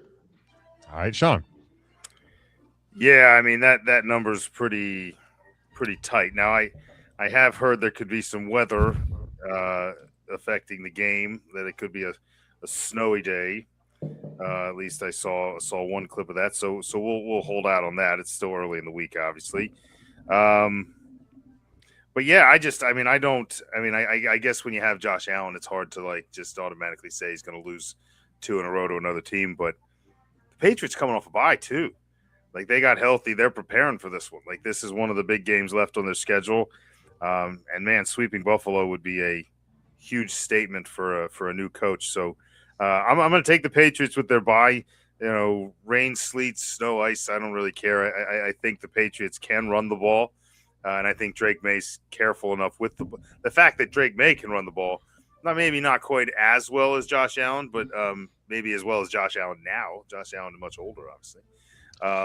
Go ahead and give me Drake May, and I'm gonna take the under just because it feels like it's gonna be a cold, wet day. Let me take the under. Yeah, chance of snow, 33, but gusty winds. So yeah, I think under is the smart play here. On the ground. Devin has the Bills and the under in this one. Yeah, look, the Josh Allen's been coming alive. The Bills kind of been coming alive, but this is, I think, a much harder matchup. And you're going to go into a hostile environment. I like New England a lot here. I think they're going to continue to solidify what they've been doing this season. Give me the Patriots, but give me the under. And I will pull the clock for the rest of these games. I think we were fine on that one, but in the interest of time. Then we go Sunday. Speaking of disrespect, Sunday, 1:00 Eastern time on CBS, the 9-4 Los Angeles Chargers of San Diego, fresh off their win last night. They travel to 6-7 Kansas City, no longer eligible to win the AFC 6-7. 8-9. But the Chiefs, a 4.5-point home favorite. You're over under 43.5, EJ. Yeah, I tell you, these memes are funny though. Like, see 6-7 memes of like the the Dolphins 6-7, Chiefs 6-7, Ravens 6-7. Not all created equal, obviously. And I said this on for weeks that until this team is dead and buried, I'm not gonna quit them. You know what I'm saying? Look, I think now. Look, here's the reality situation. Who do you trust? They are not. I don't think going to the playoffs, but there's still a 14% chance of getting to the playoffs, and the path is still there, and it's got to start this week. And the only way they're going to be able to do that is to beat the Chargers number one. The Chargers are pretty much the only path to get into the playoffs because of their schedule too. Also, the Chargers have a very tough schedule coming up. To end the year. So, but that's why last was a huge win for the Chargers last week. Having said that, man. I don't want to do this though, but I'm going to take KC in this game. I'm going to take KC. I'm going to do it until the wheels fall off. It's KC by a touchdown. That is a disgusting act. I think the emotion last week's Monday's game against the Eagles. I'm going to show its ugly head a little bit here. I think Kansas City is desperate. Give me KC in this game, the close one. Give me the over on this one. But man, do I think they're going to the playoffs? No. Am I ready to quit them? No. Of course you're not. You can't quit, Patrick. I already told you, until I see that X eliminated from contention is when I believe it. One of the few redeeming things of this football season is when I see that X pop up next to their game. There you go. Sean. And based on their history, they deserve that respect. He said Sean. Sorry, Sean. Shut up, EJ. Sean, go ahead. Shut up, EJ still loves the Chiefs. Apparently, so does Vegas. They're the 4.5-point favorite despite a 6-7 record. You got to be out of your mind. Look, could I see EJ's pick hitting? Sure. And obviously, the Eagles were able to force a lot of turnovers on a one-armed Justin Herbert. And the Chiefs' defensive front looked much improved, especially the play of Chris Jones in last week's game. So I could see it if you get to Justin Herbert. Now, the problem is that Justin Herbert was throwing crisper, better passes down the field with one arm than Patrick Mahomes was the night before with two. So I think he looked tougher. I think he looked like more of a leader. He didn't look listless. He was fighting. He was disgusted by mistakes. And I think I disagree with the emotional ending taking a toll. I think this is one that might push the Chargers over the top, maybe recharge the Chargers a bit. And I'm going to take the Chargers to cover the 4.5 for sure, but probably just win this one and just bury those Chiefs right under Arrowhead Stadium there. But you're right, don't count them out. But I'm about to. So give me that. Give me the over. But barely.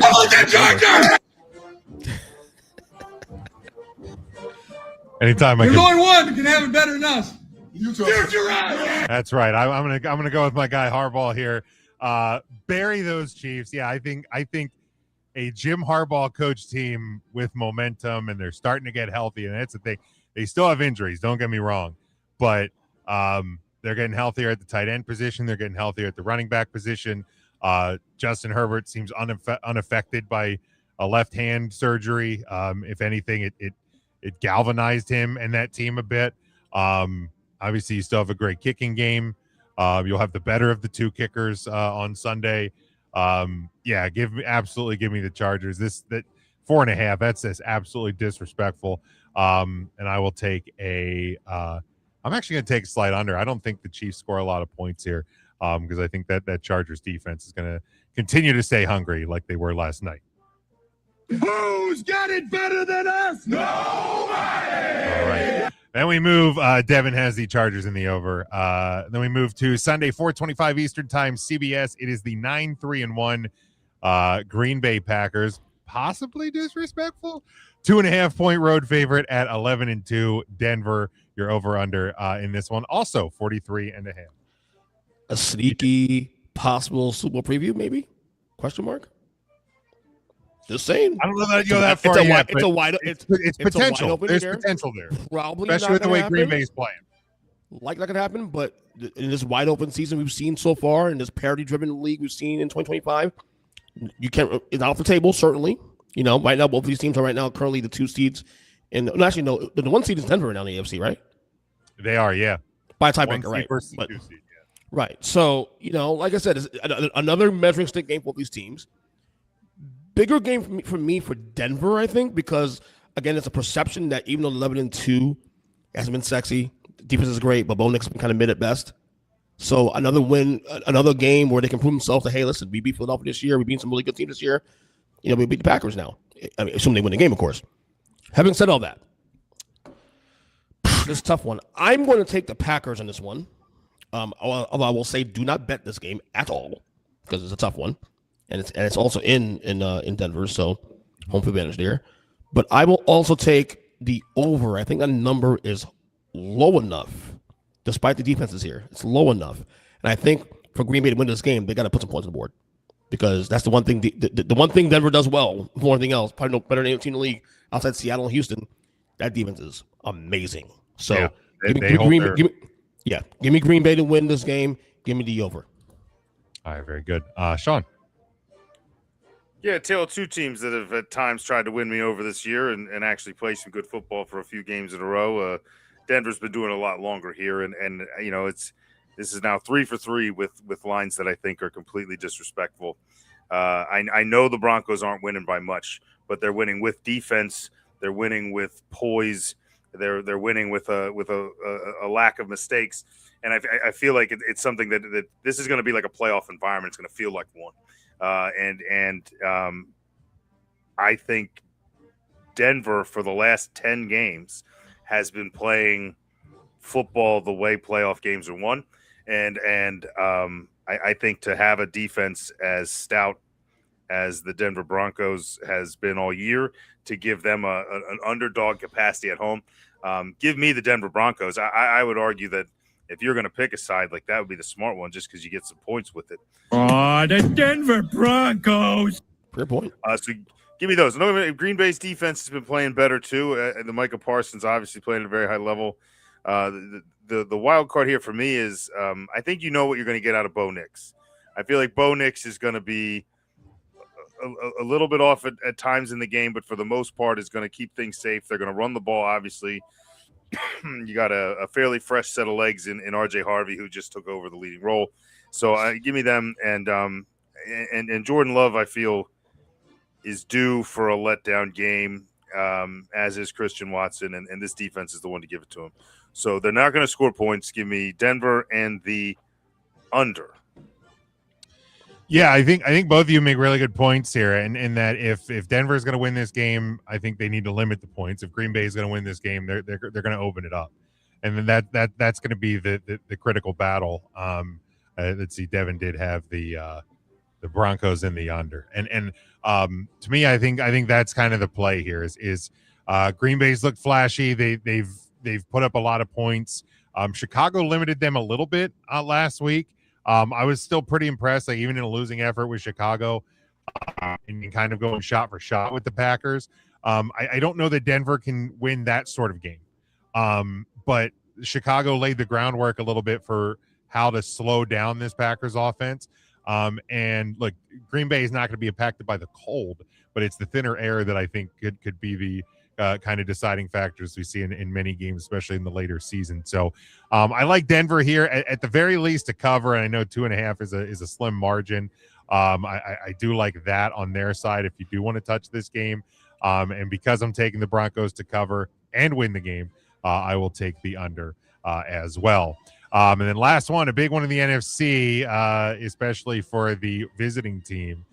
This one, 4:25 Eastern time on Fox, is the 8-5 Detroit Lions, still clinging to life just on the outside of that playoff picture right now, traveling out west to the 10-3 Los Angeles Rams, a 5.5-point home favorite. Your over/under is 55.5. EJ.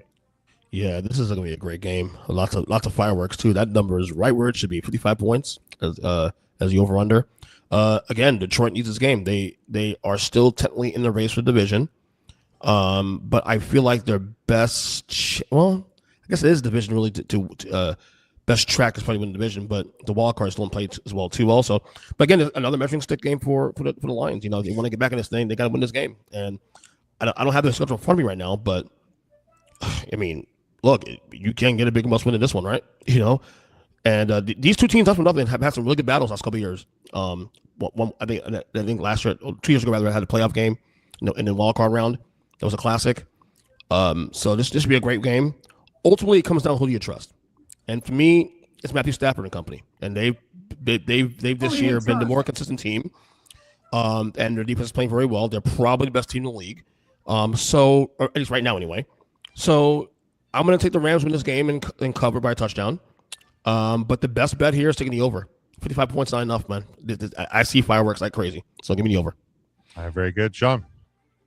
Yeah, if you want any picture that will show you how important every game from this point out in the NFC is, the Detroit Lions are third in their division.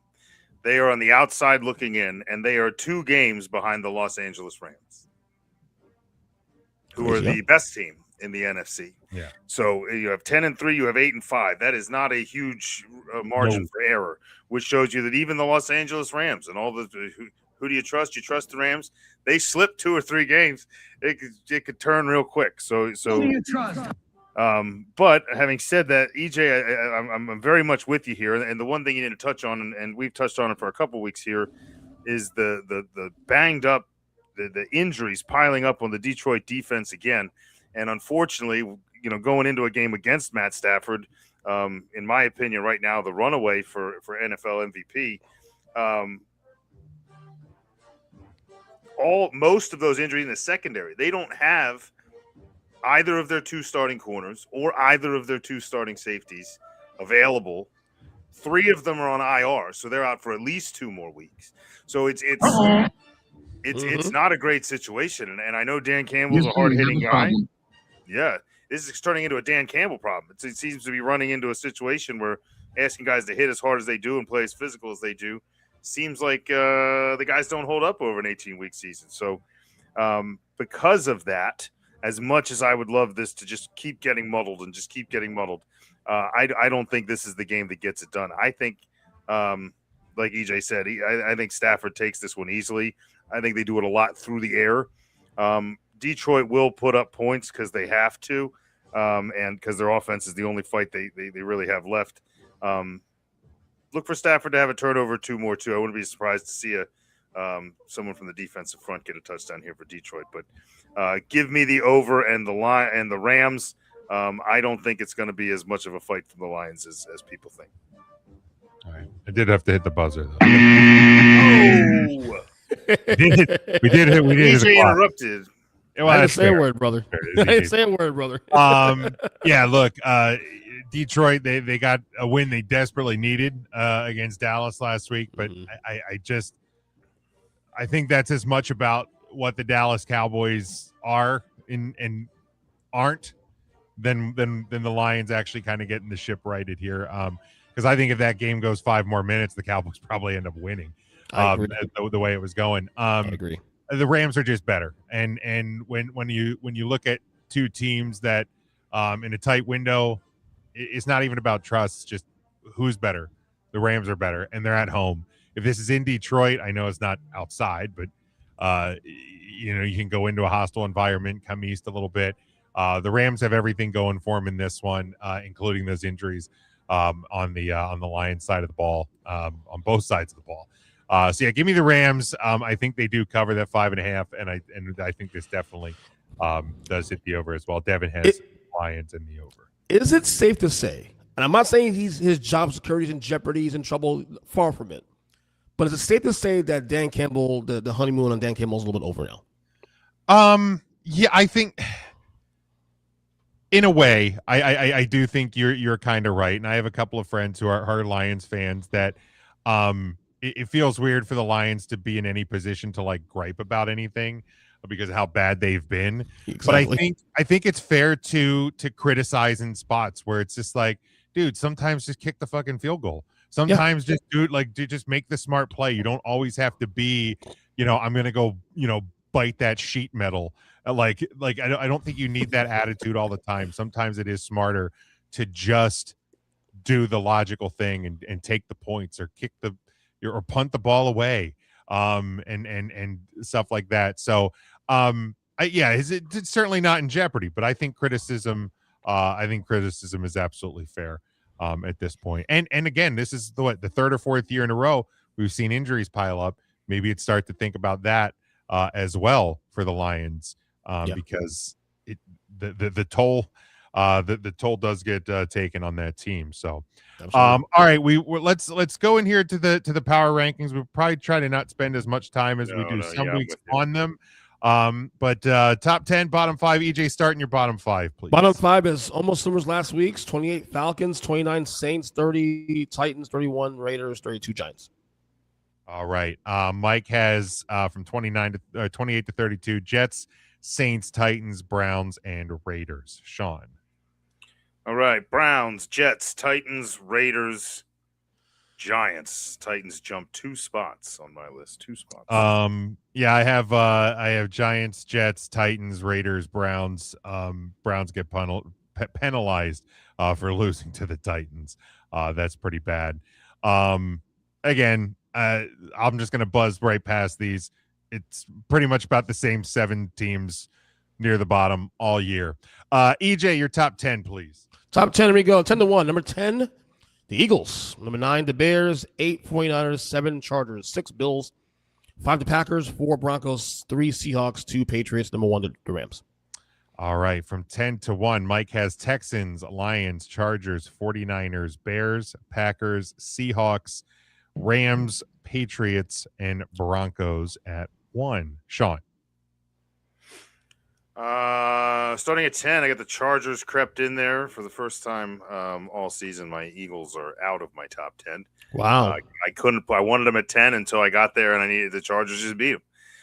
So I got Chargers. Yeah, well, they better get back in here. So I got the Chargers, then I got the Bills, Bears coming in at 8. They got the Texans climbing the ranks at number 7. Jaguars at 6, Packers at 5. Then the NFC West rears its head with the Seahawks and the Rams at 4 and 3 respectively, and my 2-1 unchained Patriots Broncos. Chargers get in with the win last night. How about that, Charger? 49ers learned you can go down when you have a bye week. We learned that in college football as well. Eagles 8, Jaguars 7, Bears 6, Packers 5, Seahawks 4, Rams 3, Patriots 2, and my new number 1 is the Denver Broncos on the win. It feels weird that I have the Eagles the highest. Jim, where'd you have the Bears last week? Last week I had the Bears at 4. Oh, that makes sense. Okay. Yeah, Packers were at 9. I think they had the biggest movement in any direction this week with the win over the Bears. Okay. Am I the only one that has the Eagles? No, Jim, you have them in there too. Okay. Yeah, I have them at 8. They were at 7 for me last week. I maybe could have brought them down further, but I'm still not sure that I believe in the Niners. I know the Chargers just beat the Eagles, but it felt hard for me to drop them completely out. I know like Texans, Bills, I feel like there's a lot of teams that could be in that 8 to 10 group. Once you get past 5, it gets real muddled. And I think you have like 2 pods. You have like what I would call the 6 to 9 pod, it's all by feel though. It's like, what do you like in football at that point? It's like, do you like a running game? Do you like a defense? Do you like an offense? Because those teams don't have all of it. They have like 1 or 2 parts that were really working well. And it just kind of goes, I'm a defense guy, so the Texans jumped all the way to 7. I've seen everything I need to see from the Texans to tell me they don't need a lot of great offense to win ball games. Yeah. I prefer putting Texans in my top 10 as well too.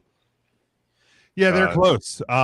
They're close, and I think if had the Chargers lost last night, the Texans probably are my 10. I just think getting a win over a team that I had at 7 last week was enough to get the Chargers back in there, especially because they are getting healthy. I know if Kyle sees my list, he'll give me shit because like the Jaguars aren't there. Yeah, that may be a little bit surprising. Are you not just buying in on them yet? No, I'm. Yeah, they're a solid team. Give Cohen credit and Duval and all this stuff, but Like, are they really one of the 10 best teams in football? No. Do you really believe that? I'm not there yet. Okay. I think Houston's better than they are. I mean, probably. I don't know. Jaguars defense looks way better than people. They are playing better football, and they've won games. They just don't get noticed, but they're playing good ball. They are. It's just one of those things where, it'd be easy to split. Okay, who has a better record? Number one. Jacoby Myers has been a godsend to them because they need help at wide receiver. That was a huge game changer. And he's motivated now because he hasn't put any actual work in on a crummy Raiders team. No, he didn't. He was walking through those games because he looks twice as fast. Fresh legs. Jackson Texans have split the season series this year too. So I have to ask though, you guys, because both of you guys and Mike had Denver number 1, and I'm bought into Denver as a solid team, but the best team in football. I don't know why you got what is it number 1. They just keep winning. I mean, they're not the most impressive team in football, but they just keep finding ways to win. And I know, is their most impressive win the Texans? Is their most impressive win the one over the Chiefs? I don't know. I mean, the Rams do probably have a stronger quote unquote resume, but the Rams also lost to Carolina a week ago, and Denver. But it's Carolina. But looking back in hindsight now, Carolina is not so much a bad loss anymore. They may be a playoff team. Broncos haven't lost a game since week 2. Right, and that's the thing. They've won 10 in a row. So the thing is though, like Denver's deserved in the top 3 or 4. I don't disagree with that. I mean, they have wins over who? They have wins over. They should be in the Colts number 1. First of all, the Colts lost. They should have won that game. They got screwed in that game. They did beat Houston this year. They did beat the Cowboys, and they have quality wins to justify that. Maybe we should punish them more because they have 2 losses by a total of 4 points, and we know what that does to a team. Yeah. No, not the standings, Jim. No, but I think for me, I think we've over the years we've talked about those pockets of teams, and I think 1 through 4, I think everybody has a case. And for me, I looked at last week. My list went Patriots, Broncos, Rams, Bears, Seahawks were at 5. The Patriots were off. We know you can drop when you don't play anybody. So the Broncos win, they move up. Rams hold at 3. Bears lost, so they fell. Seahawks move up into the 4 spot. I think those are your 4 best teams in football right now. Broncos are about to get tested. Jeez. Yeah. Packers, Jaguars, Chiefs, Chargers to end the year.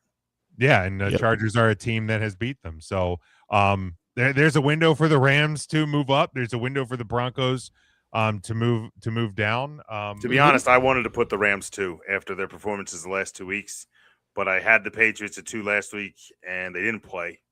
So I was like, well, we'll see. And I know the Rams had a big game coming up this week, so figure they win, maybe I bump them, but we'll see. I think it's going to be a lot of shifts here. This is easily for me, and someone who's been doing power rankings for well over 15, 20 years now.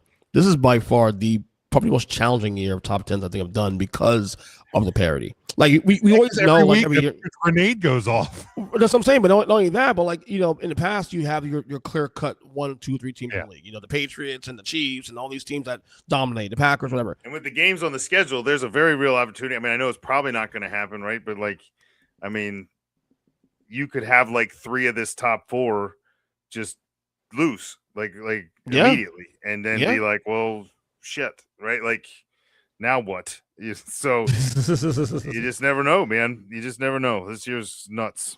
I love it. It's great. Case in point, 3 weeks ago, week 12, all of us had the Eagles at number 1, Colts at number 2. For me and Mike, EJ, you had the Rams. Sean, you had the Patriots there. Mm-hmm. Rams were at 3 for me. But Broncos were at 5. Seahawks were at 7 for a couple of us. So Chiefs were in a couple people's lists. Buccaneers were in some people's, like, you can see my just list, Chiefs. you can see just how quickly you had the Ravens 3 weeks ago in your list. Yep. Like, so you can see just how quickly 3 weeks, not even a month's time, 3 weeks, how quickly things can change this year. So yeah, I think it's been challenging. It's been fun, and it's actually when we do these segments, it's probably been one of the least contested, like people getting upset, because there's like a case for kind of anybody in any of these spots, because there isn't one definitive great team. So that's where we'll close that section for this week, and we will close up the show as only we can do each and every week. You better lock it up. You better lock it up. Lock it up. Lock it up. Lock it up. Lock it up. All right, we look ahead to the weekend that will be, and we look at the one thing that will happen this upcoming weekend. Sean, what will happen this weekend? All right, I've been fighting this NFL slate, trying to find my lock for a long time, and they're all so obvious that it's insane, or it's just impossible to choose. So I'm going to go way out on a limb here. I'm going to take something I just got a gut feeling on, and it has to do with the weather. It has to do with the rise of one young quarterback, and kind of, I really can't give any reason for it. But you know what's going to happen this weekend? It's going to shock the world. The true lock is simply to cover the spread here. But I'm going to take the Cleveland Browns to rise from the bottom 5 by beating the Chicago Bears at Soldier Field in Chicago. Whoa. It's just something about it's going to be cold. It's going to be ugly. And I think the allure of Shedeur Sanders distracts you from the fact that they have a phenomenal defense that could confuse a young Caleb Williams and could maybe slow down a run game, and then just hit them with a run game of their own with Quinshon Judkins. Give me the Cleveland Browns to beat the Chicago Bears. You can lock that up. The funny thing is that I can actually see that, because I'm not, because I said it. Number one, yes. Number two, the Bears are like the NFC version of the Broncos for me. Like, they're a good team, but I'm not fully there. Okay, Jaguars. You thought the fall to 7 hurt. Wait till the next one. Yeah, right back. I mean, I can see and it. And then the allure of Shedeur Sanders, the rise to fandom. Because you talk about MVP. Miles Garrett should be MVP candidate, honestly. That dude's fucking. They're gonna have to beat the Bears first. Yeah. Which if you based what you said here, it's probably gonna happen. I wouldn't be surprised. All right. Well, anyway, I locked it up. EJ, what's gonna happen this weekend? Lock. My lock this week is going to be. And I think the guy's hurt, but I think this week he will turn things around. Lamar Jackson goes for a huge game. He'll score at least 3 touchdowns, 1 or 2 of his legs and whatnot, as the Ravens turn things around and beat the Bengals on the road. There you go. By the way, going back to the segment we were talking about earlier, in terms of the kind of power play, the value of Notre Dame's decision, it's estimated that ESPN is going to lose roughly $50 million in bowl revenue because Notre Dame's not playing in the Pop-Tart Bowl. Not our problem. And that, but when people say, why did they do it? That's why they did it. Right. You're not going to give ESPN the financial benefit of benefiting from you when what happened. All right. For me, you know what? We're just talking about the chaos grenade, and every week things are going to blow up in these top 10s. Riley Leonard will get his first NFL win of his career, starting for the Colts this week over the Seattle Seahawks to keep the Colts playoff hopes alive. Lock it up. There we go. All right. So that is where we're going to close up the show this week. Appreciate everybody for tuning in and playing along with us. We certainly appreciate that. EJ, let them know where they can follow you. All right, you can follow me on Twitter at EJChristian7. My show, of course, Earthquake Podcast, across all podcast catchers on YouTube, especially too at Earthquake Pod on YouTube. Other than that, any podcast catcher, of course. And other than that, that's it. Appreciate you guys having me on the show as always. And yeah. All right, very good. Sean, let them know. All right. Well, this weekend you can follow me. Well, not in my car because it broke down, so we don't have that option this week. But you can still follow me on Twitter. Odds are I'll be on a lot more because I won't be in the car. So go ahead and follow me on there. And much to the chagrin, doesn't feel quite as proud right now, but go Birds anyway. There you go. You can follow me at Big Jim Sports on Twitter and Blue Sky, but most importantly, make sure you're following along with the show. We're at Huddle Up Podcast on Facebook, Blue Sky, TikTok, and Twitter.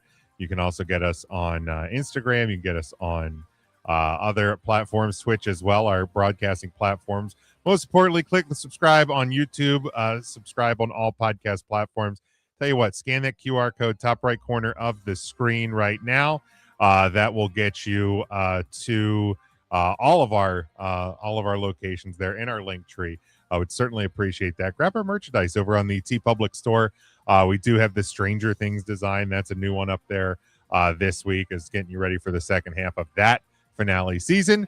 But we'll be back here next week, unfortunately, previewing college football playoff games and the final few weeks of the NFL regular season. Until then, stay safe, stay smart, and as always, go for the win.